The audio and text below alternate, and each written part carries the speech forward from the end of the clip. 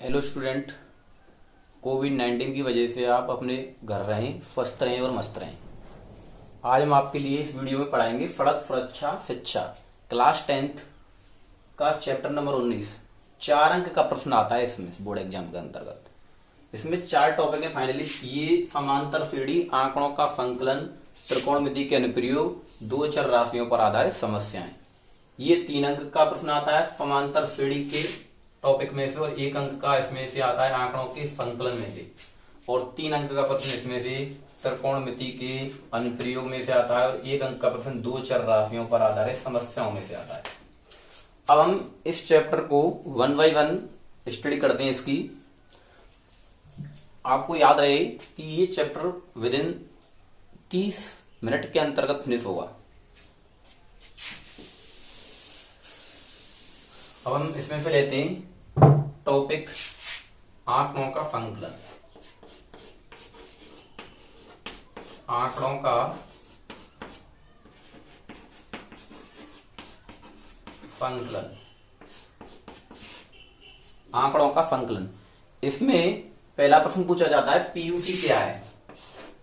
PUC का पूरा नाम या फिर पीयूसी क्या है।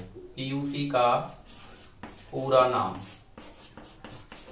हाँ, तो स्टूडेंट इसका आंसर होगा प्रदूषक प्रदूषण नियंत्रित प्रमाण पत्र।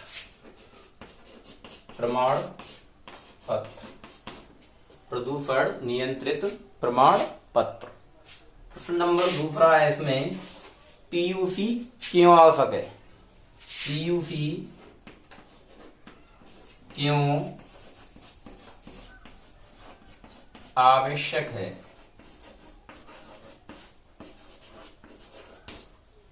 प्रश्न इसमें पहला है पीयूसी का पूरा नाम। इसका जो आंसर होगा प्रदूषण नियंत्रित प्रमाण पत्र। और दूसरा प्रश्न है पीयूसी क्यों आवश्यक है। इसका आंसर होगा पीयूसी एक प्रमाण पत्र है। एक प्रमाण पत्र है जो यह बताता है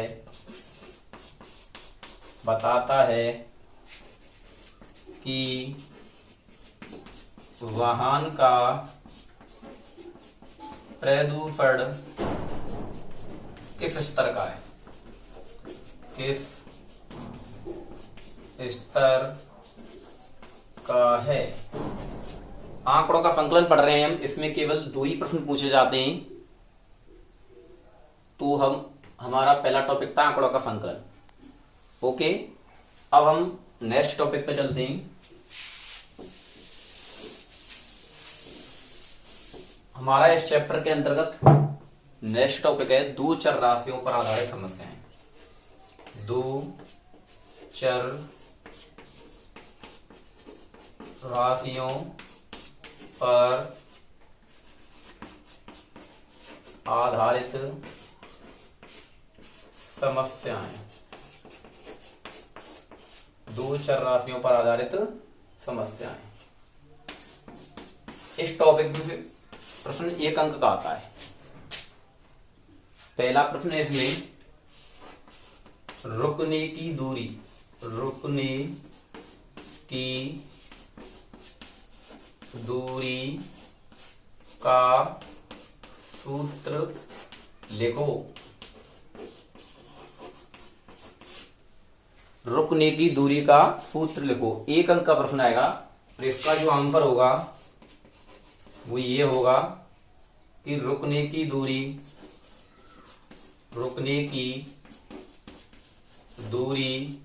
बराबर होगी प्रतिक्रिया दूरी प्लस अवरोध। प्रतिक्रिया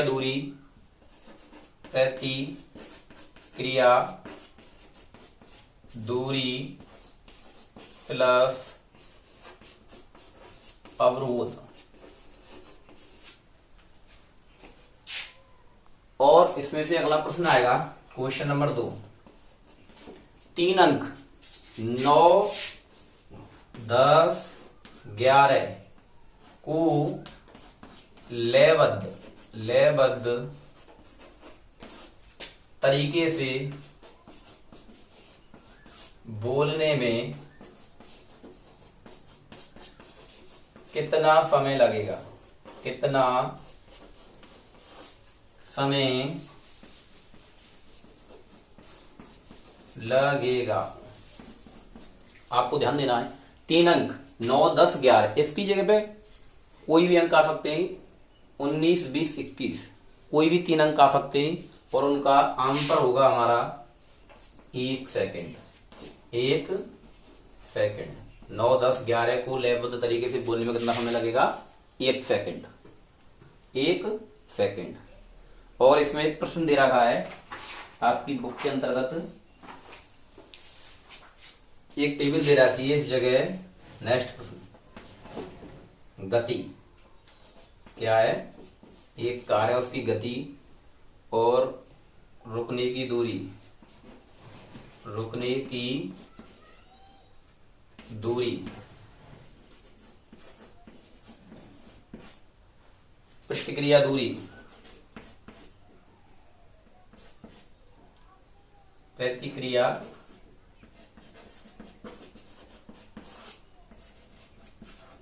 दूरी, और यहां है पीछा करने की दूरी, पीछा करने की दूरी। 30 60 90, 18 54 108, 18 54 108, 9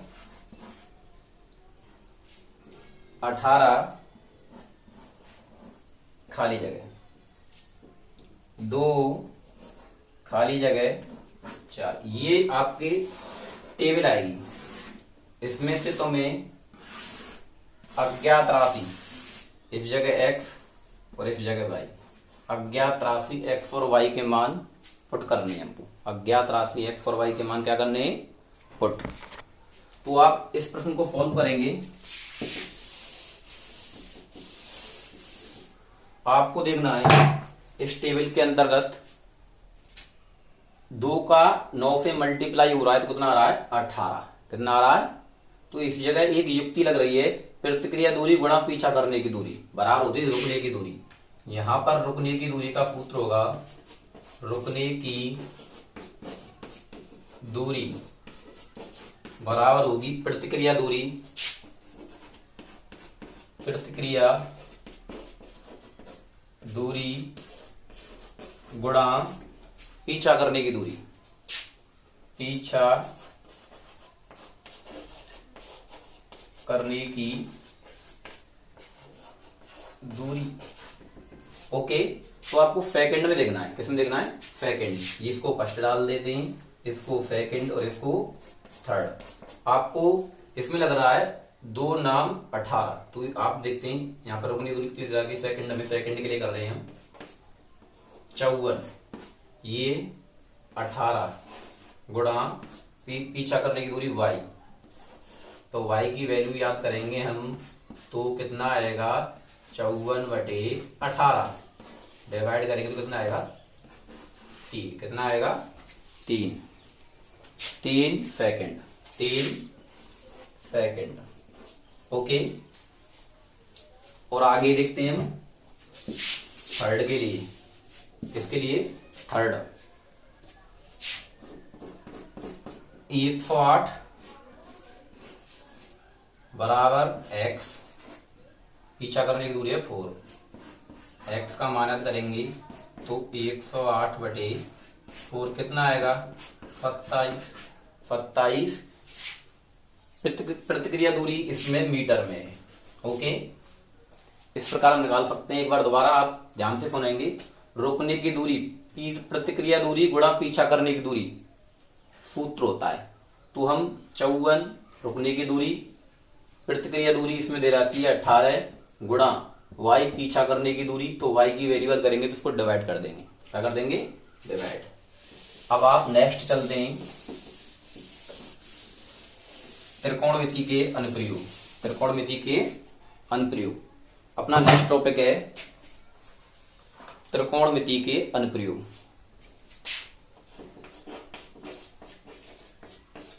त्रिकोणमिति के अनुप्रयोग। ओके, त्रिकोणमिति के अनुप्रयोग ये टॉपिक है। तो इस प्रश्न को हम इस समस्या को प्रश्न से समझेंगे। देखो प्रश्न लिखा हुआ है हमारे पास, क्वेश्चन एक सीधे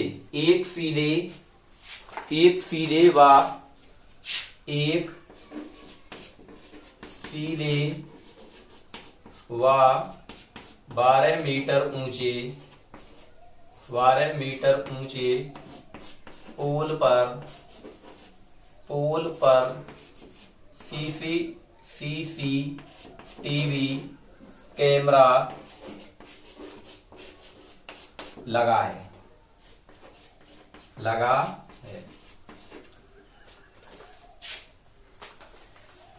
ताकि पोल के शीर्ष से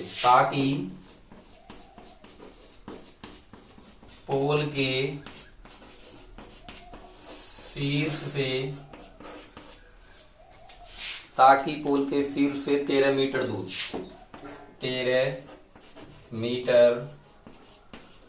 दूर दृष्टि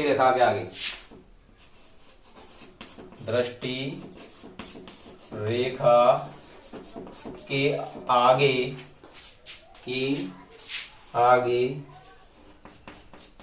यातायात देखा जा सके। इसमें पहला प्रश्न है, पोल के पाद से वह दूरी याद कीजिए। पाद से वह दूरी क्या होगी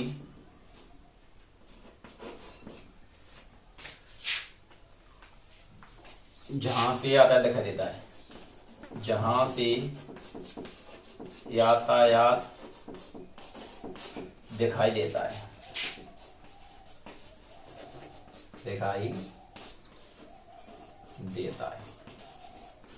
सेकंड प्रश्न है, पोल के चारों ओर अद्रव्य वृत्त का क्षेत्रफल। पोल के चारों ओर अदृश्यनीय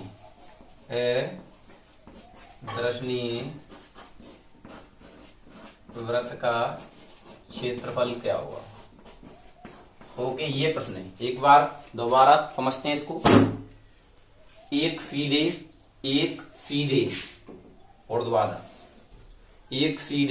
व 12 मीटर ऊंची, ये पोल है और इसकी ऊंचाई है 12 मीटर। शीर्ष पर क्या लगा हुआ है? सीसीटीवी कैमरा लगा हुआ है।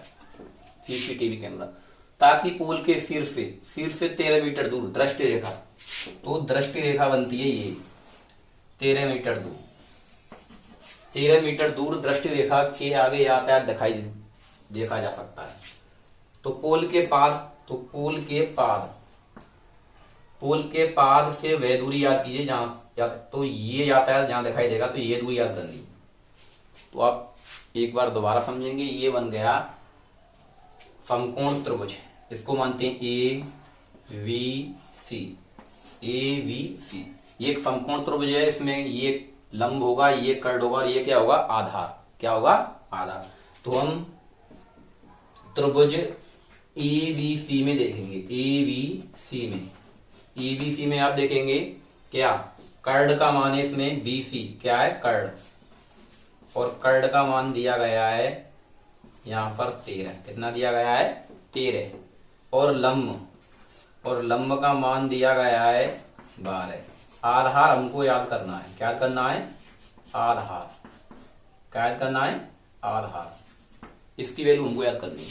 तो आप त्रिभुज एबीसी में पाइथागोरस प्रमेय लगाएंगे। क्या लगाएंगे? पाइथागोरस प्रमेय।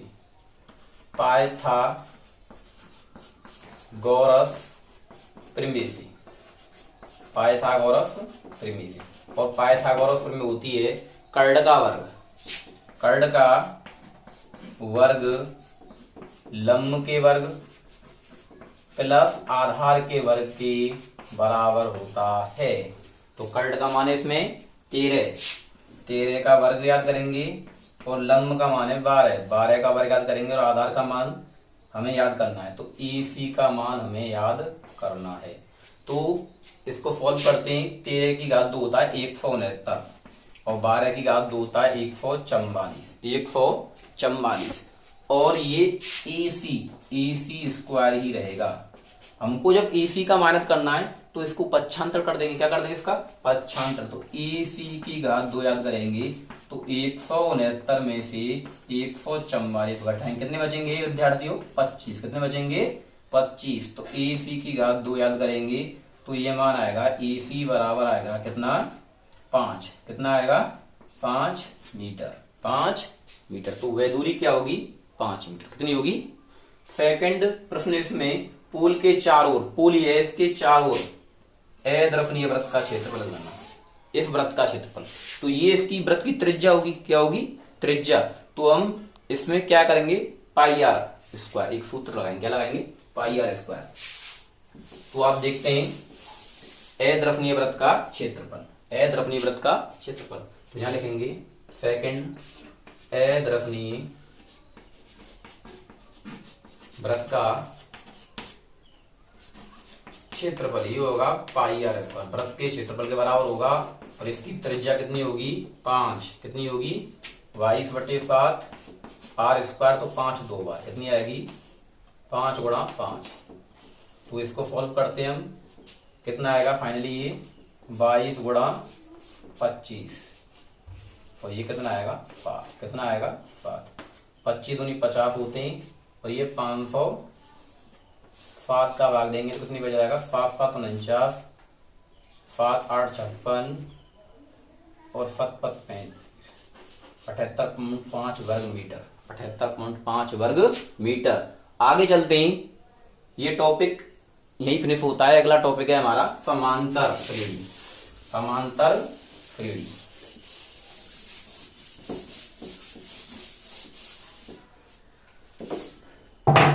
आप अगला टॉपिक है समांतर श्रेणी। समांतर श्रेणी और समांतर श्रेणी चैप्टर नंबर 5। इसमें एक सूत्र होता है कि योगफल का सूत्र होता है n पदों के योग n/2 a+l, n/2 a+l। जब अंतिम पद दिया गया हो तो हम इसमें एक प्रश्न दिया गया है सड़क सुरक्षा शिक्षा के अंतर्गत। प्रश्न दिया गया है इसमें ए व बी, ए व वी के मध्य की दूरी, ए व क्वेश्चन ए व बी के मध्य की दूरी, मध्य की दूरी 150 किलोमीटर, 150 किलोमीटर है तथा इनके मध्य 10 यातायात सिग्नल हैं, यातायात सिग्नल हैं, 10 यातायात सिग्नल हैं। वह कार की चाल, वह कार की चाल 60 किलोमीटर प्रति घंटा हो, 60 किलोमीटर प्रति घंटा हो।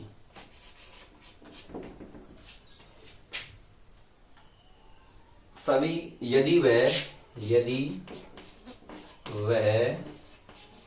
सभी हरे यातायात सिग्नलों को पार करे, सिग्नलों को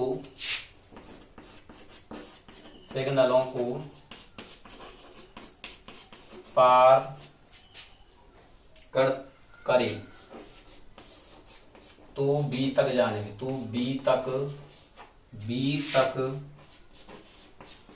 जाने में 10 यातायात, बी तक जाने में उसे हर सिग्नल पर 1 मिनट का समय लगता है। 1 मिनट का समय लगता है,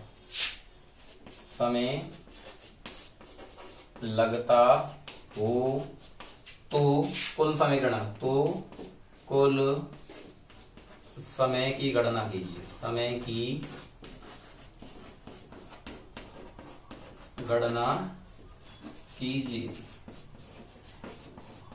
ओके, प्रश्न को एक बार दोबारा समझते हैं। ए व वी दो स्थान है। सॉल्यूशन दे रहे हैं प्रश्न के लिए, सॉल्यूशन। ए व वी दो स्थान है और इनके मध्य की दूरी दी है 150 किलोमीटर। 150 किलोमीटर। यदि कार की जो चाल है, ये दो दूरी दी गई है इन दोनों के मध्य की, और चाल है गाड़ी की 60 किलोमीटर प्रति घंटा। ओके, तो हम निकालेंगे ए से बी तक जाने में लगा समय। क्या निकालेंगे? ए से बी तक जाने में लगा समय। तो समय होता है दूरी बटे चाल। तो दूरी कितनी दी गई है? 150 और ये दी गई है 60। तो डिवाइड 2.5 घंटे आएगा। 2.5 घंटे, इसका मतलब है 2 घंटा 30 मिनट। क्योंकि आधे घंटे में 30 मिनट होती हैं। यदि प्रश्न को आगे पढ़ते हैं, यदि वह सभी हरे सिग्नलों को पार करे तो उसे 10 यातायात सिग्नल मिलते हैं। कितने मिलते हैं? 10 यातायात सिग्नल। यदि ए व बी के मध्य 10 यातायात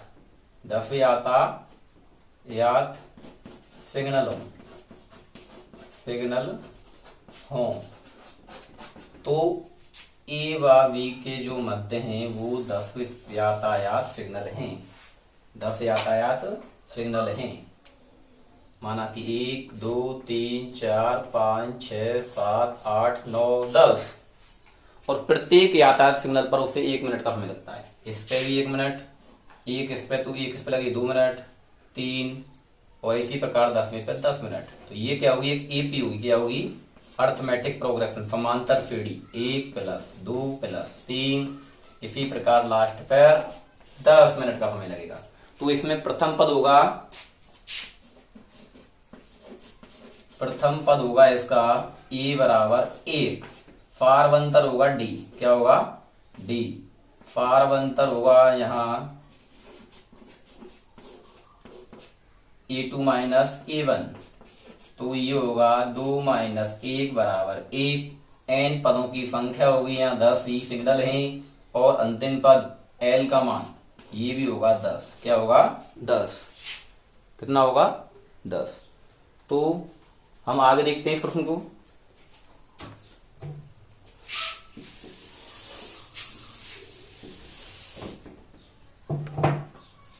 तो हम निकालेंगे यातायात सिग्नलों पर ए से सिग्नलों पर लगा समय।